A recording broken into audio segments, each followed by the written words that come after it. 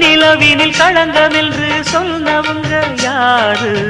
சொன்னவங்க வார்த்தையில உண்மையுண்டா கூறு?